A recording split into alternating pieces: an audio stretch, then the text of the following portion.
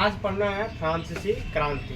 एक चीज समझो, यहाँ जो लिखा गया है फ्रांसीसी क्रांति, एक बात तुमको ध्यान में आया होगा कि फ्रांसीसी लिखा हुआ है, इसका मतलब फ्रांस देश में, और क्रांति का मतलब तुम लोग जानवे करता है। देखो दो वर्ड होता है, एक वर्ड होता है आंदोलन और एक वर्ड होता है क्रांति। देखो आंदोलन जो होता है, यदि हम कोई भी चीज सरकार से मांग करते हैं और वह मांग छोटा सा क्षेत्र में करते हैं तो उसको आंदोलन कहते हैं, और यदि वही मांग धीरे धीरे पूरे देश में होने लगता है तो उसी को क्या बोलते हैं, क्रांति कहते हैं। अब एक चीज देखो कि यहाँ फ्रांसीसी क्रांति की लिखा हुआ है, तो इसका मतलब ये समझ लो कि कोई आंदोलन होगा, वह आंदोलन धीरे धीरे क्रांति का क्या ले लिया है, रूप ले लिया है, और वह क्रांति पूरे देश में हो गया होगा। अब देखो कि ये जो फ्रांसीसी क्रांति हुआ, इस फ्रांसीसी क्रांति के समय फ्रांस के जो राजा थे वो अलग राजा था, लेकिन देखो कि वहां पे एक वंश हुआ करता था जिसका नाम था लुई। क्या नाम था उसका? लुई। होता क्या था कि सबसे पहले देखो कि थोड़ा सा ये जो फ्रांसीसी क्रांति हुआ, वह तो राजा उस समय, फ्रांस के राजा उस समय लुई 16वां था। लुई 16वां था, लेकिन देखो लुई 16वां से पहले भी वहां पर फ्रांस में बहुत ज्यादा करप्शन होता था, भ्रष्टाचार था, और राजा जितने भी आए सब राजा वंशवाद था, यानी कि उसका बेटा अगला राजा बनेगा, उसका बेटा अगला राजा बनेगा, उसका बेटा अगला राजा बनेगा, जिसके वजह से वंशानुगत को लेकर के यानी कि यहाँ पर क्या हुआ, निरंकुशतावाद, यानी कि निरंकुश, राजा निरंकुश होने लगा। देखो राजा निरंकुश तब होता है जब वंशवाद होता है, यानी कि वंशवाद का मतलब एक ही फंडा समझ लो कि यह राजा जो है वह जनता का बात नहीं मानता है। देखो लुई 16वां से पहले वहां के राजा जो रह चुके होंगे उसका नाम लुई 15वां था, उससे जो पहले राजा रह चुके होंगे उसका नाम लुई 14वां था, लुई 14वां से पहले जो राजा रह चुके होंगे उसका नाम लुई 13वां था। सबसे पहले देखो कि थोड़ा सा फ्लैशबैक में जाते हैं लुई 16वां से पहले। देखो लेकिन फ्रांसीसी क्रांति जो हुआ वह लुई 16वां के समय में ही हुआ। देखो एक राजा था फ्रांस का लुई 16वां से पहले, यानी कि लुई 15वां से भी पहले, जिसका नाम था लुई 14वां। क्या नाम था? लुई 14वां। देखो ये जितने भी लुई 14वां राजा है, और जो भी राजा हुआ करता था, ये प्रजा को, जनता को कहता था कि देखिए कि हम राजा नहीं है, हम जो है भगवान के प्रतिनिधि हैं, यानी कि हमको भगवान भेजा है, हम जो बोल रहे हैं समझ लेना कि भगवान बोल रहा है। अब देखो जिसके वजह से यह ज्यादा से ज्यादा जुल्म करता था, किस पे? प्रजा पर। और देखो कि लुई 14वां जो है, इसका एक स्टेटमेंट है और जबरदस्त कथन है, स्टेटमेंट में है, वो कहता था कि मैं ही राज हूं, मैं ही राज्य हूं, राज हूं, और मेरी इच्छा ही कानून है, मेरी इच्छा ही कानून है। देखो यानी कि लुई 14वां जो है ये कथन का कि मैं ही राज हूं और मेरी इच्छा ही क्या है, कानून है, यानी कि मैं हूं तब राज है, और मेरा जो इच्छा करेगा, मेरा जो मन करेगा, हम जो बोलेंगे वही क्या बन जाएगा, इस देश में कानून बन जाएगा। अब देखो कि लुई 14वां जो शासन में आया, यानी कि फ्रांस में शासन में बैठा, यह 1643 ईस्वी में बैठा। 1600 कितना ईस्वी में? 43। और यह 1643 ईस्वी में फ्रांस की सत्ता पर बैठा, यानी कि राजगद्दी पर बैठा, और यह राजगद्दी पर 1715 ईस्वी तक रहा। कितना तक रहा? यानी कि राजगद्दी पर बैठा कब? 1743 ईस्वी में, यानी कि 1643 में, और रहा कब तक? 1715 तक। अब देखो 1715 में इसकी राजगद्दी खत्म होने के बाद, इनके मर जाने के बाद, अगला जो फ्रांस का राजा बना उसका नाम था लुई 15वां। क्या नाम था उसका? लुई 15वां। देखो लुई 14वां चले जाने के बाद कौन राजा बना? लुई 15वां। और यह राजा बना 1715 ईस्वी में। यह राजा कब बना? 1715, यानी कि लुई 14वां के जाने के बाद लुई 15वां क्या बना? राजा 1715 में, और यह राजा रहा 1774 ईस्वी तक। कितना तक रहा? 1715 में बना और 1774 तक रहा। इसका भी एक स्टेटमेंट है। ये भी जब राजा रहा, राजा रहने के बाद क्या किया कि बहुत ज्यादा पैसा का दुरुपयोग किया, यानी कि जितना पैसा हुआ अय्याशी में क्या कर दिया, खराब कर दिया। और हुआ क्या कि ये भी एक स्टेटमेंट दिया था कि जब मैं मर जाऊंगा तो फ्रांस बर्बाद हो जाएगा। ये क्या कहा कि जब मैं मर जाऊंगा तो फ्रांस बर्बाद हो जाएगा, यानी कि फ्रांस में यानी कि एक बात समझ लो कि ये जो फ्रांस है, फ्रांस पूर्ण रूप से बर्बाद हो जाएगा, और बर्बाद होने का एक ही जरिया है, आर्थिक स्थिति खराब हो जाएगी फ्रांस। यानी कि देखो कि ये अपना भोग विलास में जितना भी पैसा था सब पैसा को क्या कर दिया, बर्बाद कर दिया। और ये राजगद्दी पर कब तक बैठा, 1774 में। अब देखो 1774 में इनके मरने के बाद जो फ्रांस के अगला राजा बनेगा उसका नाम था लुई 16वां। क्या नाम था उसका, लुई 16वां।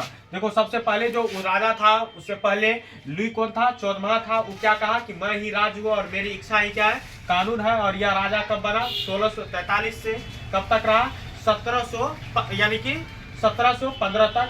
और देखो उसके बाद अगला राजा जो बना 1715 में, उसका नाम लुई 15वां था। और कब तक रहा, 1774 तक। और इसका स्टेटमेंट है कि जब मैं मर जाऊंगा तो फ्रांस बर्बाद हो जाएगा। उसके बाद देखो कि 1774 ईस्वी में फ्रांस का एक और राजा बना जिसका नाम था लुई 16वां।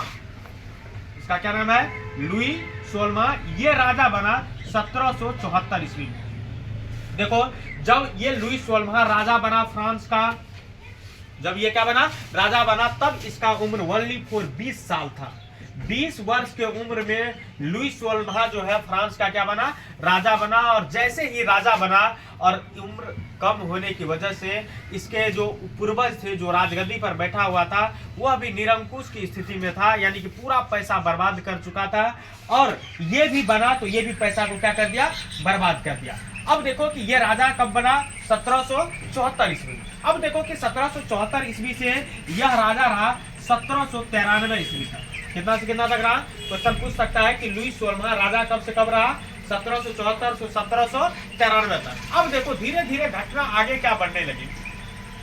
जब ये राजा 20 साल के उम्र में बढ़ा, यानी कि बना, बनने के बाद देखो कि इसका अय्याशी का घटना इतना ज्यादा बढ़ गया, इतना ज्यादा बढ़ गया कि झूठों से, यानी कि इसका शादी जो हुआ, यानी कि लुई 16वां का शादी हुआ, वह एस्ट्रिया की राजकुमार, क्या नाम था उसका, एस्ट्रिया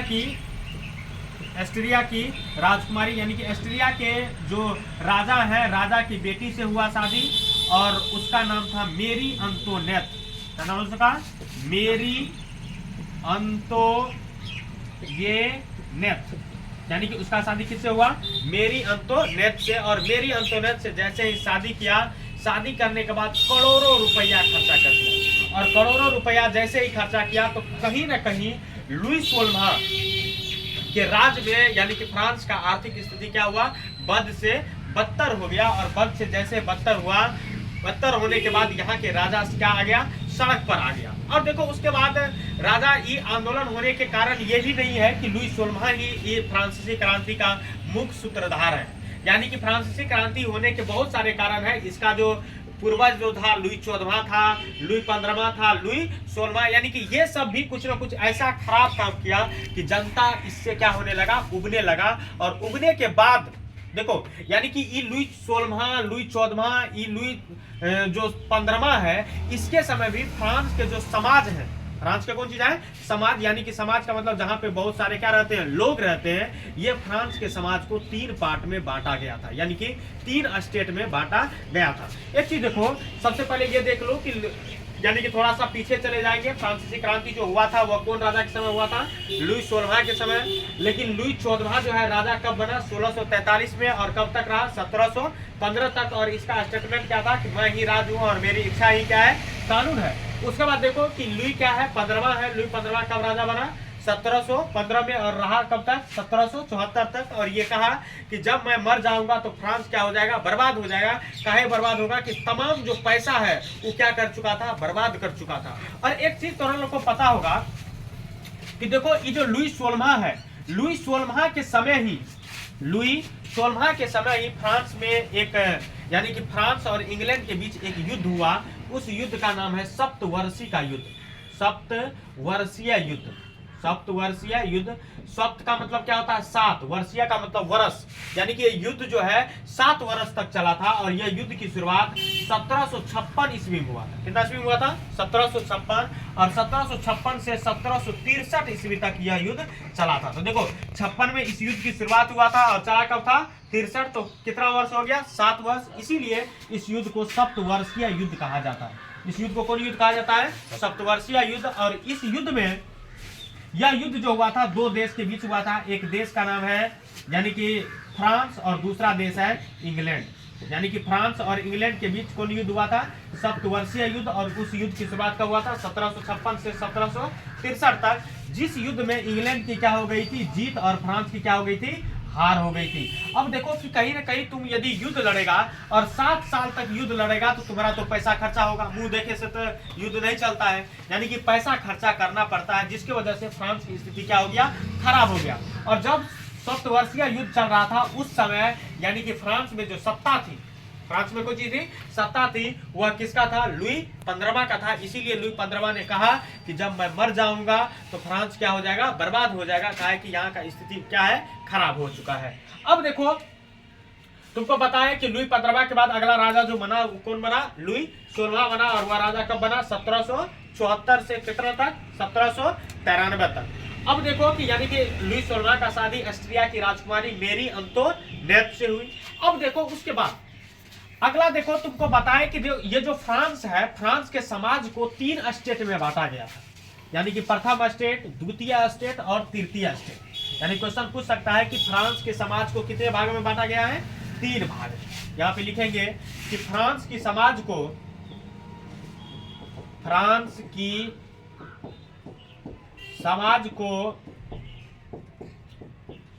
3 स्टेट में बांटा गया है। कितने स्टेट में बांटा गया है? 3 स्टेट में बांटा गया है। देखो ये जो फ्रांस की समाज है इसको 3 स्टेट में बांटा गया है, जिसका नाम है प्रथम स्टेट,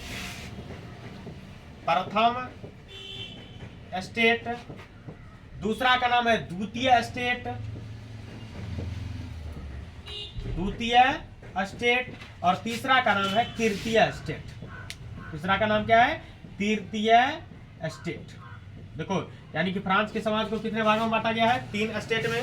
पहला प्रथम स्टेट, दूसरा द्वितीय स्टेट और तीसरा तृतीय स्टेट। अब देखो क्या होता है कि प्रथम स्टेट में जो फ्रांस के समाज है वह पादरी वर्ग के लोग को रखा गया। कौन वर्ग के लोग को रखा गया है? पादरी वर्ग। देखो प्रथम स्टेट में किसको रखा गया है? पादरी वर्ग को। द्वितीय स्टेट में कुलीन वर्ग के लोग को रखा गया, कुलीन वर्ग। द्वितीय स्टेट में कुलीन वर्ग के लोग को, और तृतीय स्टेट में सर्वहारा वर्ग के लोग को रखा गया, सर्वहारा वर्ग के लोग को। तो क्वेश्चन पूछेगा कि फ्रांस के समाज कितने स्टेट में बांटा हुआ है? 3 स्टेट में। पहला का नाम है प्रथम स्टेट, द्वितीय स्टेट और तृतीय स्टेट। प्रथम स्टेट में पादरी वर्ग के लोग को रखा गया है, द्वितीय स्टेट में कुलीन वर्ग के लोग को रखा गया है, और तृतीय स्टेट में सर्वहारा वर्ग के लोग को रखा गया है। अब देखो पादरी वर्ग किसको कहेगा? पादरी वर्ग उस वर्ग को कहते हैं जो चर्च में पूजा पाठ करता है। जो आदमी कौन सी में पूजा पाठ करेगा? चर्च में पूजा पाठ करेगा, उसको कौन वर्ग कहेंगे? पादरी वर्ग। और जो आदमी देखो यानी कि देखो प्रथम स्टेट में किसको रखा गया है? पादरी वर्ग को। और पादरी वर्ग किसको कहेगा? जो चर्च में पूजा पाठ वाला काम करता है उसको क्या कहेंगे? पादरी वर्ग। अब देखो क्या होता है, कुलीन वर्ग में किसको रखा गया है? देखो जो राजा के सगे संबंधी है, राजा के सगे संबंधी और बड़े बड़े उद्योगपति को, उद्योगपति यानी कि जिसके पास क्या हो? पैसा हो, उसको कौन वर्ग में रखा गया है? कुलीन वर्ग। देखो प्रथम स्टेट यानी कि पादरी वर्ग में रखा गया है कि जो चर्च में पूजा पाठ करेगा उसको पादरी वर्ग में रखा गया है। कुलीन वर्ग में किसको रखा गया है? राजा के सगे संबंधी, राजा सगे संबंधी और बड़े बड़े उद्योगपति के। अब देखो सर्वहारा वर्ग में रखा गया है फ्रांस की मजदूर, किसान एवं आम गरीब लोग को, एवं आम गरीब लोग। बात समझा कि नहीं? यानी कि ये आम गरीब लोग को कौन स्टेट में रखा गया है? सर्वहारा वर्ग में रखा गया। तो ये बात ध्यान में आया कि यानी कि जो फ्रांस है, फ्रांस के समाज को कितने स्टेट में बांटे हैं? 3 स्टेट में। पहला प्रथम स्टेट, द्वितीय स्टेट और तृतीय स्टेट। प्रथम स्टेट जो है उसको पादरी वर्ग कहा जाता है। प्रथम स्टेट में कौन वर्ग हो? पादरी वर्ग। और द्वितीय स्टेट में कुलीन वर्ग और तृतीय स्टेट में सर्वहारा वर्ग। पादरी वर्ग जो चर्च में पूजा पाठ करने का काम करेगा उसको कौन वर्ग कहेंगे? पादरी वर्ग। और ये जो कुलीन वर्ग है जो राजा के सगे संबंधी है, राजा की कौन चीज है? सगे संबंधी और बड़े बड़े उद्योगपति बिजनेसमैन जो है उसको कौन वर्ग में रखेंगे? कुलीन वर्ग में। और सर्वहारा वर्ग में जो फ्रांस के मजदूर है, किसान है और आम गरीब लोग हैं, इसको कौन वर्ग में रखेंगे? सर्वहारा वर्ग में रखने का काम करेंगे। अब देखो राजा करता क्या था, जो राजा है वह राजा करता क्या था कि जो पादरी वर्ग के लोग हैं और जो कौन वर्ग के लोग हैं? कुलीन वर्ग के लोग हैं, ये दोनों वर्ग के लोग से टैक्स नहीं लेता था। टैक्स ओनली किससे लेता था? सर्वहारा वर्ग से। टैक्स किससे लेता था? सर्वहारा वर्ग से। तो कहीं ना कहीं सर्वहारा वर्ग के लोगों को दिक्कत होगी, बात समझ लो। अब देखो कि यानी कि कोई भी राजा हो, यानी कि फ्रांस में कोई भी राजा हुआ, वह पादरी वर्ग और कौन वर्ग? कुलीन वर्ग, इस सब वर्ग के लोग से टैक्स नहीं लिया, ओनली फॉर किससे लिया? सर्वहारा वर्ग से लिया। इसीलिए सर्वहारा वर्ग के लोगों को क्या हुआ? दिक्कत हुआ। और यह दिक्कत जब हुआ तो यह दिक्कत के लिए धीरे धीरे वह क्या किया? आंदोलन किया, और आंदोलन उसका कौन सी का रूप ले लिया? क्रांति हो गया। अब देखो क्रांति होने के बाद देखो क्या होता है कि क्रांति वैसे शुरू नहीं हुआ, क्रांति शुरू होने के बहुत सारे रीजन। अब देखो क्या हुआ कि सबसे पहले तो पता होगा कि यानी कि ये जो तीनों वर्ग के लोग हैं, यानी कि तीनों स्टेट हैं, सबसे ज्यादा जो दिक्कत होती है वह तृतीय स्टेट के लोगों को ही दिक्कत होती है, यानी कि सर्वहारा वर्ग के लोग को ही दिक्कत हुआ, और पादरी और कुलीन वर्ग के लोगों को दिक्कत नहीं हुआ। तो देखो क्या हुआ, सर्वहारा वर्ग के जो लोग हैं, जो सर्वहारा वर्ग यानी कि थोड़ा पता होगा, सर्वहारा वर्ग का मतलब यानी कि जो मजदूर है, जो किसान है और जो आम गरीब लोग हैं, उसको कौन वर्ग में रखा गया है? सर्वहारा वर्ग। यानी कि जो देखो मजदूर, किसान एवं आम गरीब लोग को कौन वर्ग में रखा गया है? सर्वहारा वर्ग में। अब देखो कि यही मजदूर, किसान और आम गरीब लोग, कुछ लोग जो है, ये सब जितने भी आदमी है सब अनपढ़ है। सब क्या है? अनपढ़। यानी कि पढ़ता ओनली फॉर कौन था? पादरी वर्ग के लोग और कौन वर्ग के लोग? कुलीन वर्ग के लोग। लेकिन कुछ सर्वहारा वर्ग के लोग भी क्या करने लगा? पढ़ने लगा। और जैसे सर्वहारा वर्ग के लोग पढ़ने लगा तो धीरे धीरे सर्वहारा वर्ग से ही एक और वर्ग का उदय हो गया, जिस वर्ग का नाम है मध्यम वर्ग। इसका क्या नाम है? मध्यम वर्ग। देखो यानी कि फ्रांस के समाज में एक नया वर्ग बना, उस वर्ग का क्या नाम है? मध्यम वर्ग। यानी कि यह मध्यम वर्ग की उत्पत्ति सर्वहारा वर्ग से ही हुआ है। यानी कि जो भी मध्यम वर्ग के लोग हैं, ये तो नहीं बहुत ज्यादा धनिक है और नहीं बहुत ज्यादा क्या है? गरीब है, थोड़ा सा ये सब क्या है? पढ़ा लिखा लोग है। देखो जो भी पढ़ा लिखा लोग हैं, पढ़ने लिखने के बाद यानी कि बहुत सारे लोगों में बुद्धिजीवी लोग हुए। कौन लोग हुए? बुद्धिजीवी लोग। यानी कि बुद्धिजीवी का मतलब यानी कि ये सब लोग क्या है? पढ़ा लिखा है। कौन चीज है? पढ़ा लिखा है। और ये बुद्धिजीवी लोग जो हुआ, जो पढ़ा लिखा लोग है, वो पढ़ा लिखा लोग कुछ बुक लिखने लगा, कुछ साहित्य लिखने लगा, कुछ न्यूज़पेपर लिखने लगा, और यही न्यूज़पेपर, साहित्य, बुक लिख लिख करके लोगों में, यानी कि ये जो लोग हैं, जो फ्रांस के लोग हैं, जो सर्वहारा वर्ग के जो वंचित लोग हैं, जो कौन लोग हैं? वंचित लोग हैं, उसको उकसाने का प्रयास किया। कौन लोग?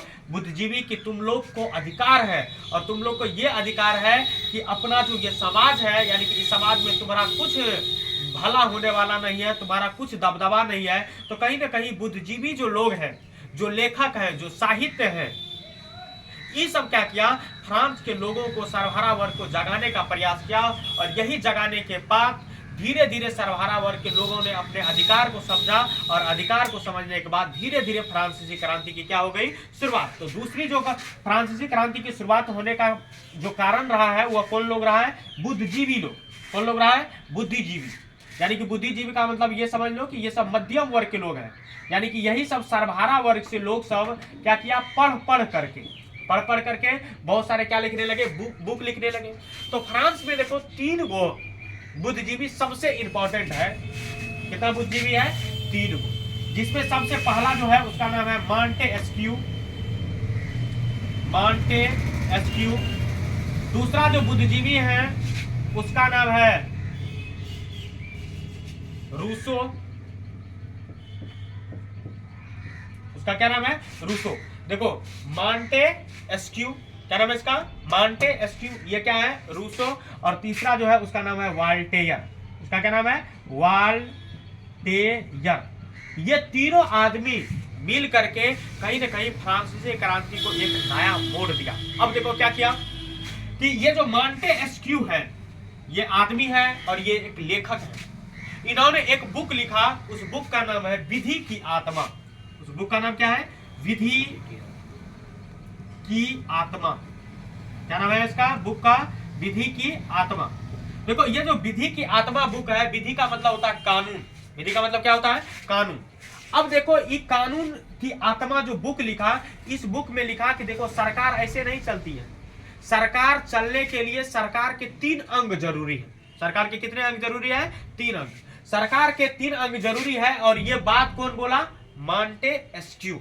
कौन बोला ये बात? मॉन्टेस्क्यू। और कौन बुक में बोला?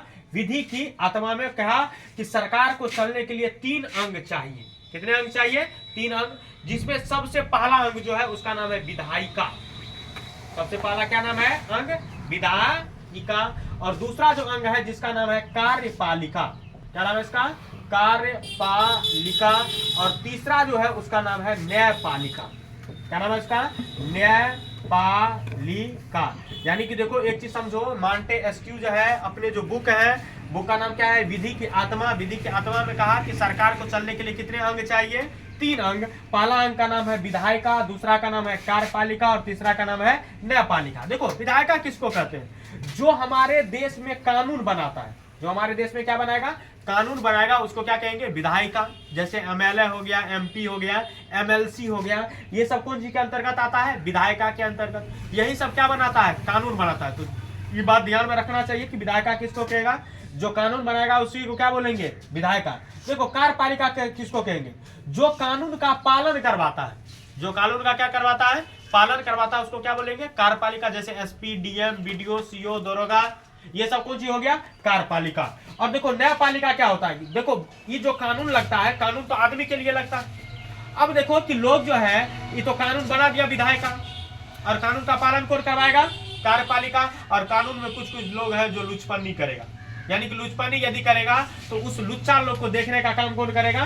न्यायपालिका, जिसमें जज आता है। जिसमें क्या आता है? जज। तो ये तीनों चीज की बातें विधि की आत्मा में मॉन्टेस्क्यू ने कहा कि सरकार ऐसे चलती है, सरकार ये निरंकुश वाली सरकार नहीं चलेगी। अब देखो धीरे धीरे रूसो भी कुछ सब लिखने लगा। उसके बाद देखो वॉल्टेयर है, ये भी बहुत सारे बुक लिखा।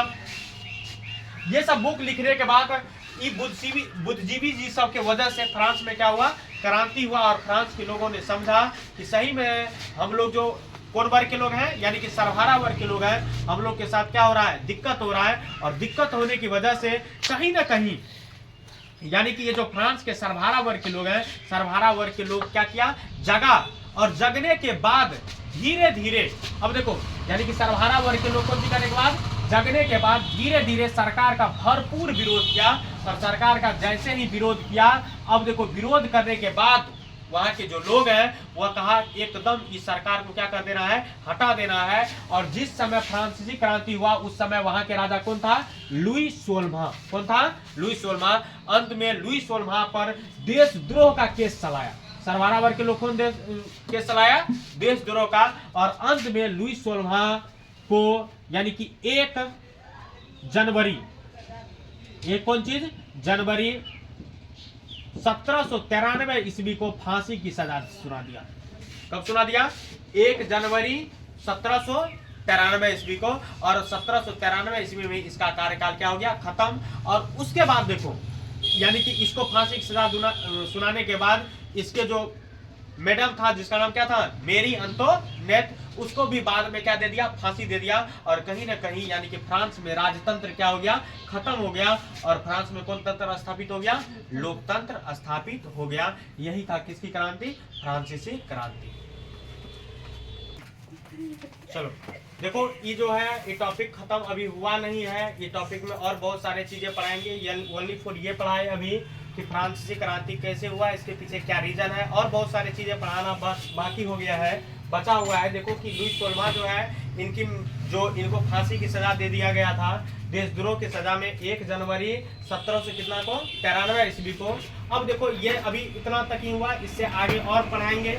और पढ़ाने के लिए जिस भी टॉपिक में यदि आप लोग को दिक्कत हो रहा है, यानी कि जो भी टॉपिक आप लोग नहीं समझ रहे हैं, तो कमेंट करके बता दीजिए, तैयार है हम करने।